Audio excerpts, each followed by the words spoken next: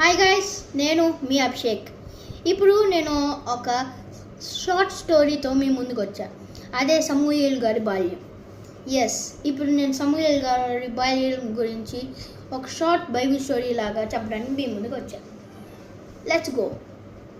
సమూయేలు గారు చిన్నప్పుడే ఏలి దగ్గరికి వచ్చేసారు. అయితే ఏలి గారు ఒక యాజకుడై ఒక సన్నిధిని నడుపుతూ ఉంటారు ఆ టైంకి. అలా ఉన్నప్పుడు సమూయేలు గారు చిన్నప్పటి నుండే ఏలి గారి దగ్గర పెరిగి దేవుడినే ఎరిగి ఉన్నారు. దేవుడి ఆజ్ఞలను తప్పక పాటించే ఒక మనిషి ఎవరంటే ఆ టైంలో సమూయేలు గారే. ఆఖరికి మన యాజకుడైన ఏలి గారు కూడా తప్పు చేశారు. వాళ్ళ కొడుకులై ఉండి వాళ్ళు తప్పు చేశారని తెలిసి కూడా గండించకుండా ఉండి ఏలిగాడు ఒక పెద్ద తప్పు చేశాడు. దేవుని యాజకుడై ఉండి కూడా అలా చేస్తున్నప్పుడు గండించకపోతే దేవునికి కోపం వచ్చింది. దేవుడు అప్పుడు ఒక మనిషి కోసం వెతకడం మొదలుపెట్టాడు. దేవుడు మొత్తం ప్రపంచాన్ని చూస్తే అందులో నీతివంతుడిగా కనిపించిన ఒకే ఒక వ్యక్తి మన సమూయేలు గారు. చిన్నప్పుడే దేవుని మెప్పించి ఉన్న ఒకే ఒక బాలుడు సమూయేలు గారు. నేను సమూయేలు గారి స్టోరీ చదువుతున్నప్పుడు అబ్జర్వ్ చేసిన ఒక విషయం ఏంటంటే, బైబిల్ చెప్తున్న ఒక మాట, బాలుడు తను నడవవలసిన త్రోవలో నడిస్తే పెద్ద అయిన తర్వాత ఆ త్రోవ నుండి విడిపోడు అనే ఒక కాన్సెప్ట్ని నేను నేర్చుకున్నా. సమూయేలు గారి స్టోరీ చదువుతున్నప్పుడు నేను నేర్చుకున్న కాన్సెప్ట్ ఇది. ఎందుకంటే చిన్నప్పటి నుండి సమూయేలు గారు తాను దేవుణ్ణే ఎరిగి ఉన్నారు. దేవుడు ఆజ్ఞల్లో పాటిస్తూ దేవుడికి లోబడి విధేయుడిగా ఉండి మొత్తం దేవుడితోనే ఫ్రెండ్షిప్ చేస్తూ ఉన్నాడు. అవును గైస్, సమూయేలు గారికి ఫ్రెండ్స్ లేరు.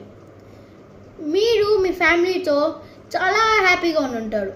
మీ మమ్మీ డాడీతో చాలా చాలా ఎంజాయ్ చేస్తూ హ్యాపీగా లీవ్ చేస్తూ ఉంటారు. కానీ సమూయేలు గారికి అలా కాదు. ఓన్లీ దేవుడు, ఏలి గారు, వీళ్ళిద్దరే తన ప్రపంచం అనుకొని బతుకుతున్న వ్యక్తి మన సమూయేలు గారు. ఇలాంటివి ఒక 2 ఎగ్జాంపుల్స్ చెప్పాలంటే, ఫస్ట్ది దావీదు మహారాజు. దావీదు మహారాజు చిన్నప్పటి నుండి దేవుడినే ఎరిగి దేవుడి ఆజ్ఞలలో లోబడి ఉన్నాడు. కాబట్టి ఎంతటి కష్టమైన పరిస్థితి వచ్చినా దేవుడు దావీదు గారిని మహారాజుని చేశారు. నెక్స్ట్ యోసేపు. యాకోబు ఎంత ప్రేమించినా కానీ అతని అన్నదమ్ములు అతన్ని ఎప్పుడూ ప్రేమించలేదు. అతని అన్నదమ్ములు ఎప్పుడూ అతన్ని అసహించుకునేవాడు. తనకు వచ్చే కలలు నిజమవుతాయేమో అనే ఒక భయం. ఆ భయంతోనే బావిలోకి తోస్తారు. ఆ తర్వాత ఈజిప్ట్ వాళ్ళకి అమ్మేశాడు. అలా అమ్మేసినా కానీ దేవుడు అతన్ని విడవకుండా అతను నార్మల్గా వాళ్ళ అన్నయ్య వాళ్ళతో ఉంటే ఈ రేంజ్లో నుండి అన్నయ్య వాళ్ళతో లేకుండా చాలా చాలా పైకి ఎదిగిపోయారు. ఆఖరికి వాళ్ళ అన్నయ్య వాళ్ళు కూడా వచ్చి అతనితోనే పనిపడే అంత స్థితికి వెళ్ళాడు. అలా యోసేపు గారు, దావీదు మహారాజు, సమూయేలు గారు, ఇలా ఉన్న ప్రవక్తలు దేవుడిని ఎప్పుడూ మరవలేదు. కాబట్టి దేవుడు బైబిల్లో చాలామందివి అధ్యాయాలు కూడా పెట్టుకున్నాడు. అదే గ్రంథాలుగా దేవుడికి ఇష్టమైన దేవుడికి లోబడే వాళ్ళనే గ్రంథాలుగా మార్చుకున్నాడు దేవుడు. ఇది నిజం. మత్తయి, మార్కు, లూకా, యోహాను. కొత్త నిబంధనలో దేవుని శిష్యులు వీళ్ళు 4 దేవుని ఆజ్ఞకు విధేయులై ఉన్నారు. కాబట్టి దేవుడు వీళ్ళని మొదట్లో 4 గ్రంథాల్లో ఉంచారు. సమూయేలు గారు 2 గ్రంథాలు రాశారు. దేవుడే సమూయేలు అనే ఒక పేరుతో గ్రంథం రాశారు. అవును గాయస్, మీరు కూడా దేవునికి విధేయుడై లోబడి ఉంటే దేవుడు నెక్స్ట్ బైబుల్ అధ్యాయాలుగా మిమ్మల్ని పెట్టచ్చు. ఏమో తెలీదు, బై ఛాన్స్ మీరు రావచ్చు.